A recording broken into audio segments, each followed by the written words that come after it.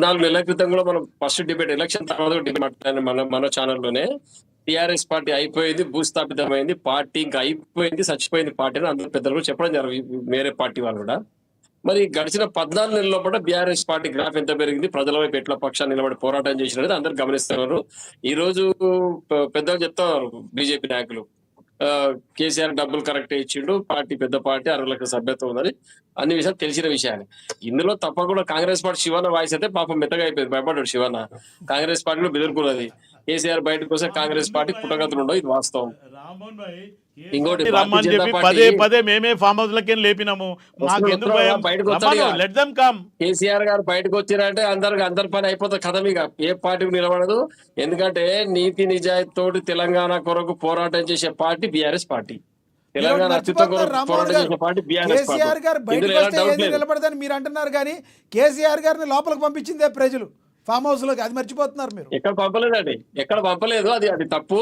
పెద్దలిందని చెప్పిన విఠలరెడ్డి గారు ఏం చెప్తున్నారంటే బీఆర్ఎస్ పార్టీ ఘోర పరాజయం, ఘోర పరాజయం ఎక్కడ జరగలే, మాకు కేవలం 1.02% ఓటు తేడాతో మాత్రమే ఓడిపోవడం జరిగింది. మీ పెద్దలు అంటారు ఎంపీలు గెలిచినాం, బీఆర్ఎస్ పార్టీ అయిపోయింది.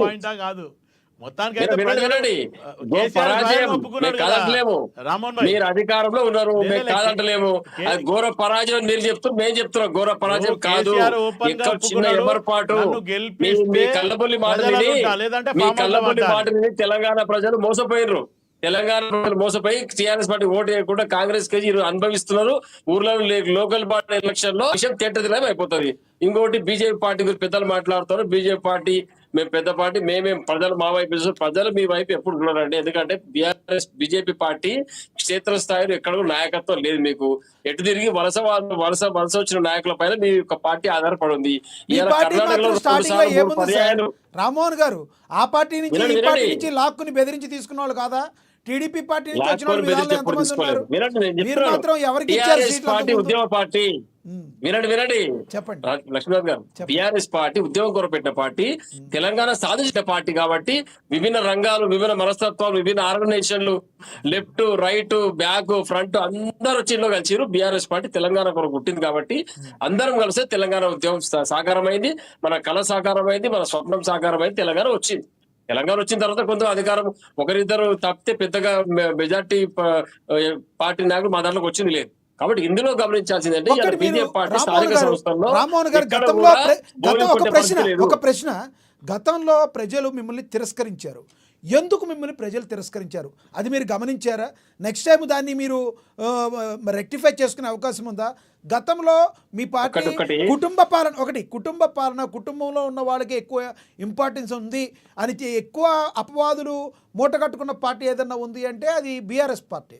మరి మీ బీఆర్ఎస్ పార్టీ దాని నుంచి పక్కకు వచ్చే అవకాశం ఉందా? ఏం చేయబోతుంది నెక్స్ట్ గెలవాలంటే బీఆర్ఎస్ పార్టీ? ఒక్కటి గమనించండి, ఇందులో బీఆర్ఎస్ పార్టీని ఎక్కడ ప్రజలు తిరస్కరించలేదు. మేము 39 సీట్లు గెలవడం జరిగింది, కేవలం 1.02% ఓటు తేడాతో ఓడిపోవడం జరిగింది.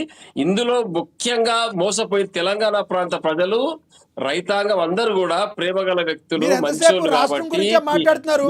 పార్లమెంట్ ఎన్నికల్లో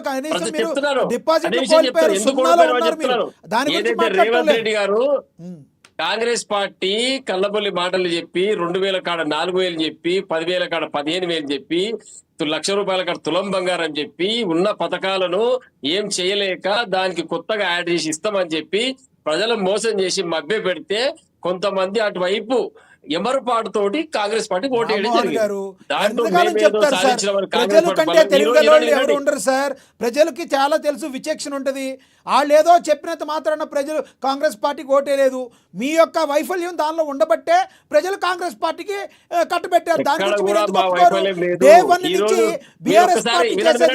ఎక్కడ కూడా బీఆర్ఎస్ పార్టీ వైఫల్యం లేదు, గమనించుకోండి మీరు. ఇక్కడ చిన్న ఎవరు పార్టీ ప్రజలది, మేమేం చెప్తున్నాం, వాళ్ళేదో మోసం చేసినా చెప్పట్లేదు మమ్మల్ని. వాళ్ళు చిన్న ఎమరుపాటుతోటి కాంగ్రెస్ పార్టీ మాటలు నమ్మి, మోసపూరిత మాటలు నమ్మి కాంగ్రెస్ పార్టీ ఓటేసిరు. మమ్మల్ని ఇక్కడ మమ్మల్ని తిరస్కరిస్తే మాకు కనీసం 10 సీట్లు 2 సీట్లు రావాలండి.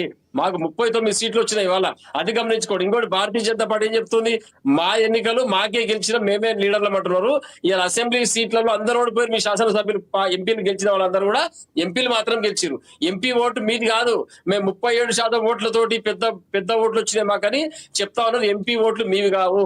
సామాన్య ప్రజలు టీఆర్ఎస్ కేసిన వాళ్ళు, కాంగ్రెస్ కేసిన వాళ్ళు, కమ్యూనిస్ట్ కేసిన వాళ్ళు, ఎంఐఎం కేసిన వాళ్ళు కూడా చాలా మంది భారతీయ జనతా పార్టీ ఎంపీ స్థానాలలో ఒకసారి మోడీ గారి చరిత్ర పైన ఆలోచించి వారు ఓటేయడం జరిగింది.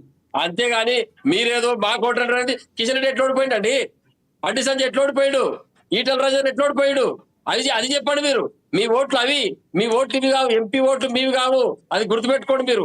మీ ఓట్లు స్థానిక సంస్థల ఓట్లు, మీ ఓట్లు శాసనసభ్యుల ఓట్లు, అది పెట్టుకొని ఎట్లా మాట్లాడతారేదండి?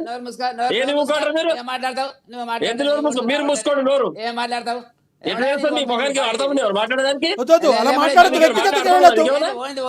ఏం మాట్లాడతారు మీరు? వ్యక్తిగతంగా వెళ్ళొద్దు రామ్మోహన్ గారు. ఎంపీ ఓట్లు నీవేం కదా, ఎంపీ ఓట్లు నీవేం కదా అంటున్నా. మీ పార్టీ గతి లేదు మీకు. రామ్మోహన్ గారు పార్టీలో పెట్టుకోరు మీరు, నక్సలైట్ల నుంచి పార్టీలో పెట్టుకోరు. ఏం మాట్లాడతారు? మాట్లాడడానికి రాదు మీకు. మీ మొగానికి మాట్లాడడానికి రాదు. ఇదిరా మాట్లాడండి. మాట్లాడుతున్నది మీరే మాట్లాడుతున్నారు మరి. మొత్తం కుటుంబం చుట్టూ మీరే మాట్లాడుతున్నారు అంటున్నా. నేను చెప్తా కదా. ఎట్టోడిపోయాడు బండి సంజయ్? బండి సంజయ్ ఎట్టోడిపోయి చెప్పు ఫస్ట్. నీకు చెప్పు. ఏం మాట్లాడుతుంది? 100% కాదు నీ ఓట్లు కావాలి. ఎంపీ ఓట్లు, బీజేపీ ఓట్లు కాదు, గుర్తుపెట్టుకోను. నువ్వు అందరూ మాయన పడితే పార్టీ పోతుంది. ఎవరివి కొత్త నిర్వచనం చెప్తున్నావు ఇలా? ఎవరి ఓట్లు? కొత్తగా నీకు విచక్షణ నీకు తెలియదు కాబట్టి చెప్తున్నా వినండి. ఈ మాయలో ఉన్నారు మీరు. ఈ మాయలో ఉండి మాట్లాడితే ఎవరు నడవదు. ఒక్కడు గుర్తుపెట్టుకోవాలి. కేసీఆర్ వచ్చిండు, శాతం అయితే రేవంత్ రెడ్డి మీద కేసు చేసి లోపలి పంపి అది వదిలిపెట్టి కాంగ్రెస్ కు ఒత్తాసు పలుకుతావు. నీకు తెలుసు కాంగ్రెస్ ఒత్తాసు పలుకుతావు.